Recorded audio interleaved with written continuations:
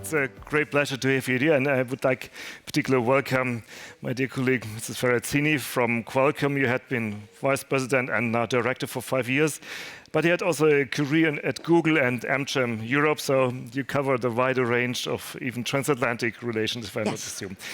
As my dear colleague Theo announced, tech is in the focus, the dramatic developments we have currently in Europe, also the legislative issues, of course. So let me start a bit in looking into the tech community, and you are a major player in this respect. We talk often about digital ecosystems, and one of the aspects is great open models and systems to revolutionize businesses, to enhance innovation, and of course, contribute to societal needs as well. What is your vision in this respect? What is the ideal world you would like to create, if I may say so? Thanks, Peter, for the question, and very happy to be with you today. So if I would summarize the Qualcomm vision on digital ecosystem, I will use probably 2 words. First, freedom. And I think in Europe, freedom is part of our values, and as well, choice. And I do believe that with the precedent mandate that we have seen a lot of important regulation for European citizens, but as well for, I would say, the business community and for the world.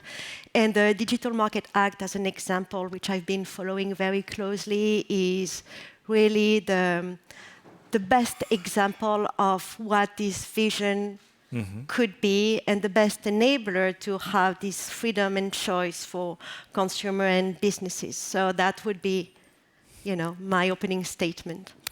If you look into these developments in the generative AI, for example, one fact is that the development is extremely fast. Yes. And some argue, why doing regulation? Tomorrow it's already gone.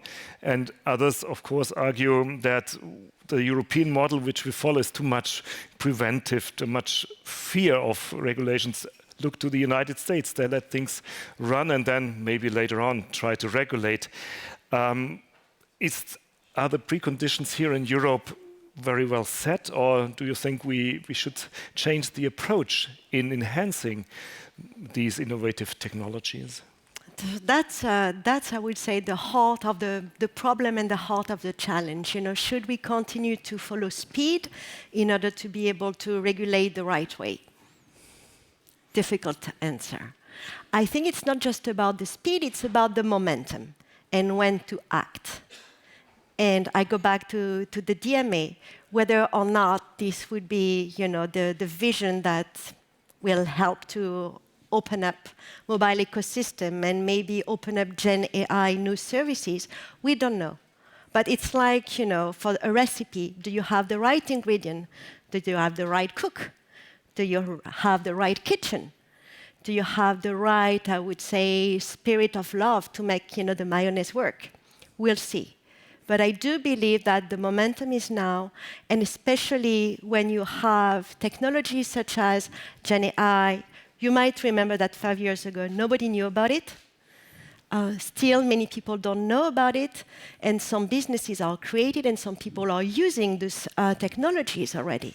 But what is important, I think, is how we can really use those kind of new services and technology to have a better life, to continue to be able to have freedom in Europe, building peace, and have prosperity. So I will not talk about speed, but I will talk about momentum and when is the right time for policymakers and for players to use the tool that we need. I remember many discussions on open standards as one of the criteria and differentiated issues in Europe versus other countries.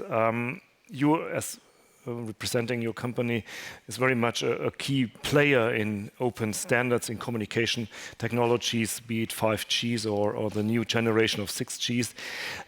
Do you think that will underpin or strengthen European leadership? Or is it a model which is not competitive to others, more closed systems? So again, a very interesting question. Thank you. The way I see open standards, and many people have different definition about what openness means. But to give the example of Qualcomm, which I know quite well, openness is part of the DNA of the company. So the company was created for people to communicate. Very basic. But remember a time, some of you might remember times when in order to communicate, we needed to be wired. So it's good, but you cannot really have this freedom. So Qualcomm created the technology that unwired us and make us more connected. And in order to do that, first you need brilliant engineers, you need visionaries, but as well you need to think about how to have more people using this. Because, you know, I like to talk to you, Peter, but I want to talk to everybody. Because that's just the reality. And I think with fundamental cellular technology, we've seen the 3Gs, we call them the Gs, you know, it's a little bit geeky. The 3, the 4, the 5, we're already working on the 6. This is creating new ways for us to live and work. And this openness is really, in fact, embedded. I'm not going to say Qualcomm invented Europe, you know, but there are a lot of synergies in this kind of project of freedom. And the 4 freedom that we have in the treaties are really embedded in the way that, as Qualcomm, we share technologies. So to give you a concrete example, interoperability is part of the openness. And it means that the device you have, as an example, is connected to a network. It could be connected to a different network from another country. Initially, remember, it was a time in Europe we had boundaries. And those boundaries, cellular connectivities, are just removing them. So it's really, I would say, one of the most important things that Europe created, and I still don't get why we don't talk about it, because this is the most important thing in life. Well, for my last questions, I remember the discussion we had already earlier this month and talking about some elephants running around the room, and one elephant is the transatlantic relations. Yes.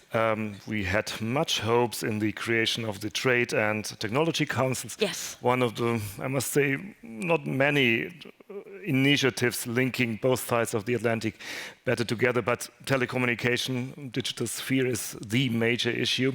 What do you expect with the new administration? It's a kind of crystal ball reading, of course, but I think there are a lot of common initiatives which should place, and I leave aside the political dimension, which of course can never be aside. What's in your ideas of better connecting, creating more platforms, more exchange, creating even more standards together? Yes, and that's the way, that's my vision for the future. So it's still the early stage, I would say, for the US and Europe to understand, you know, what's going to be the future relationship. But we do have a lot of values together. And if I could use the example of the elephants, and I love the elephants. I'm a big fan of elephants and Dumbo, but I think what is important in the transatlantic relationship, and that the big elephant or small elephant or any size of the elephant can cross the bridges and maintain the dialogue and the relationship. And in this, the TTC was a very complex, challenging exercise, but very important to maintain the dialogue, especially with the various crises we have been facing. And I decided, in addition to my vision of, I would say, freedom, open standards, to as well cherish the importance of dialogue. And that's what I think will happen. It will be bumpy, you know, like in every relationship. And, you know, the more that sometimes you love someone, the more you can have a little bit of argument. This is how you can really value the relationship. So this will likely happen. But at the end of the day, as long as the door is not shut, and then there are bridges, whether they are wired, they are like connectivities, this is the most important thing. And probably this friendship between the two sides of the ocean is something that we all need to cherish as citizens, as business communities, as politicians.